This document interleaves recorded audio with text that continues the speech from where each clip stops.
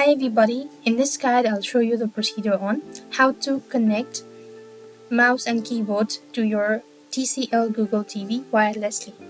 To connect wireless mouse and keyboard to TCL Google TV, you'll need to use Bluetooth.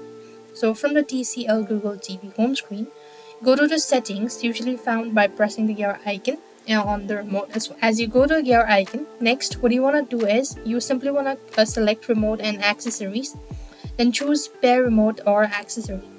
After which you want to ensure your wireless mouse and keyboard are in pairing mode. This usually involves pressing and holding a specific button that you need to check on your device manual, and a TV should display a list of available Bluetooth devices. Select the mouse and the keyboard from the list.